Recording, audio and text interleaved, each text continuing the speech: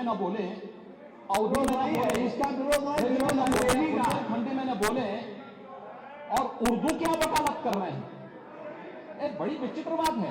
आप समाजवादियों का चरित्र ही इतना दोहरा हो चुका है, इतना दोहरा हो चुका है कि अपने बच्चों को भेजेंगे इंग्लिश पब्लिक स्कूल में और दूसरों के बच्चों को बोलेंगे कि एक गांव के उस विद्यालय में पढ़े जहां संसाधन भी नहीं है।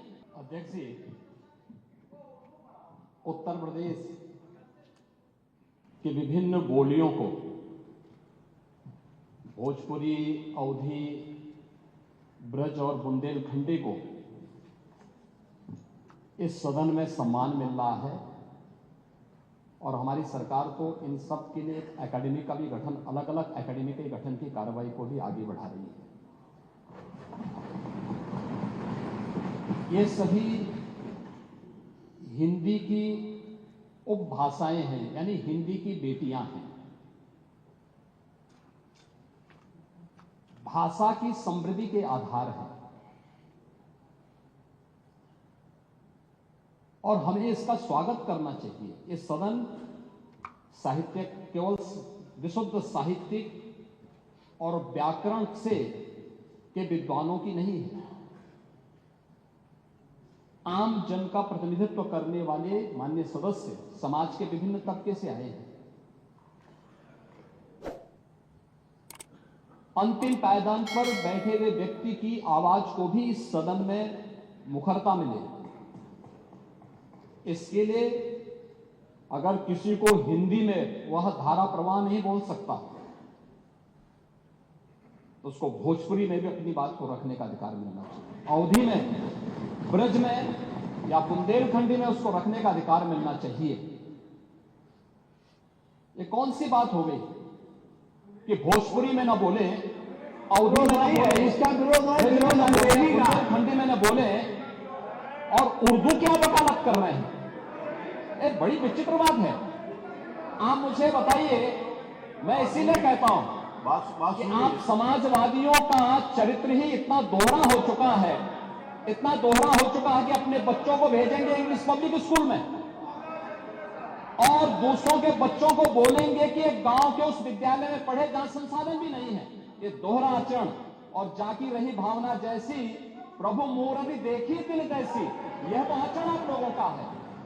इसीलिए आपने कल भी भोजपुरी का विरोध किया, अवधी का विरोध किया, बुंदेलखंडी का विरोध किया और आप लोग अपने दैनिक जागरण में, दैनिक जीवन में इस प्रकार के आचरण के आदी हो चुके हैं।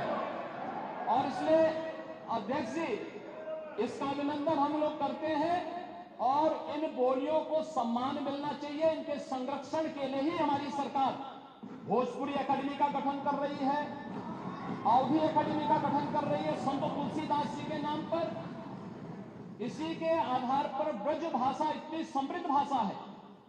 सूरदास जी ने अपनी सभी रचनाएं उसी भाषा में दी हैं।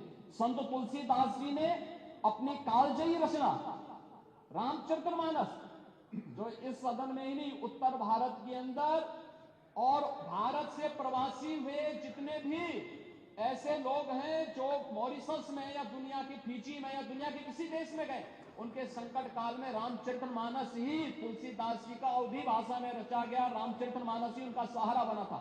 और आज जब उसको सम्मान मिल रहा है तो आप उसका विरोध कर रहे हैं। बड़ी विचित्र सी स्थिति है। आप हर अच्छे कार्य का समाज, आज के यही ढोंग है आप लोगों का, यही ढोंग है। हर अच्छे कार्य का आप विरोध करेंगे, हर अच्छे कार्य का आप विरोध करेंगे। हर अच्छा कार्य जो प्रदेश के हित में है, देश के हित में है, आप उसका विरोध करेंगे।